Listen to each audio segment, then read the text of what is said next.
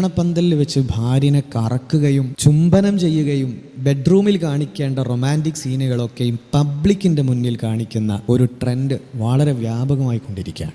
മൂല്യാമാർ ഈ പണിയൊക്കെ ചെയ്തു തുടങ്ങിയിട്ടുണ്ട് ഒരു സൈഡിലൂടെ. പൊന്നാരുസ്താദുമാരെ, ഈ വേഷത്തെയും ഈ വസ്ത്രവിധാനത്തെയും വളരെ റെസ്പെക്റ്റോടു കൂടിയാണ് ഒരു സമൂഹം കാണുന്നത്. അതൊരിക്കലും കളങ്കപ്പെടുത്താൻ ഒരിക്കലും നിങ്ങൾ നിൽക്കരുത്.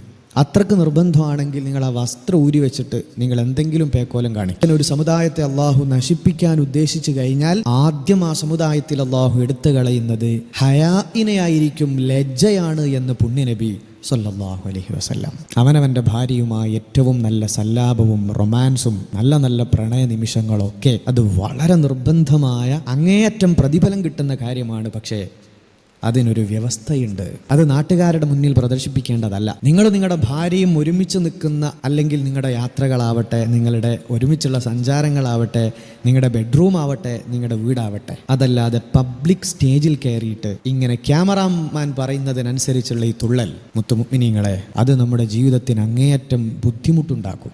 ഇത്തരം ഒരുപാട് ആഭാസങ്ങളൊക്കെയും ഫ്രണ്ട്സിൻ്റെയും പല സാഹചര്യത്തിൽപ്പെട്ട് ചെയ്തു പോയ ആളുകളൊക്കെ ഉണ്ടാവും. നിങ്ങളൊന്ന് ആലോചിച്ച് നോക്കി.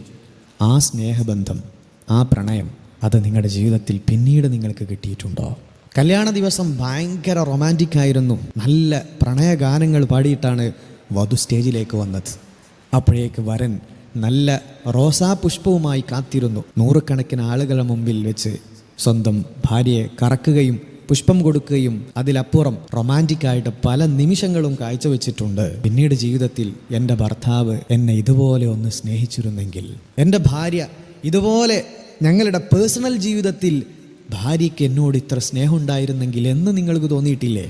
മനുഷ്യൻ്റെ റിലേഷൻഷിപ്പ് എന്നൊക്കെ പറയുമ്പോൾ അങ്ങേയറ്റം സെൻസിറ്റീവായിട്ടുള്ളൊരു സംഭവമാണ്. ഏത് സമയത്തും ഉടഞ്ഞു പോകാൻ, പ്രോബ്ലം സംഭവിക്കാൻ സാധ്യതയുള്ളൊരു സംഗതിയാണ് മനുഷ്യർക്കിടയിലുള്ള റിലേഷൻഷിപ്പ് എന്നത്. അതുകൊണ്ട് അത്തരം സന്ദർഭങ്ങളിലൊക്കെ പടച്ച തമ്പുരാന്റെ സഹായം നമ്മുടെ കൽബുകൾക്കിടയിൽ ഇണക്കമുണ്ടാക്കി തരുന്നവൻ അല്ലാഹുവാണ്. വജഅല ബൈനക്കും മവദ്ദത്തൻ വറഹ്മ, നമ്മുടെ ഹൃദയത്തിനകത്ത് സ്നേഹവും കരുണയും പങ്കാളികൾക്കിടയിൽ ഉണ്ടാക്കി തരുന്നവൻ അല്ലാഹുവാണ്. ആ റബ്ബിനെ നമ്മൾ കൂട്ടുപിടിക്കാതെ പിന്നീടുള്ള ജീവിതത്തെ നമുക്ക് ആസ്വദിക്കാനും, എന്തായാലും ഏത് ജീവിതമാണെങ്കിലും അവിടെ അല്ലലും അലട്ടലും പ്രശ്നങ്ങളൊക്കെ ഉണ്ടാകും, സ്വാഭാവികമാണ്.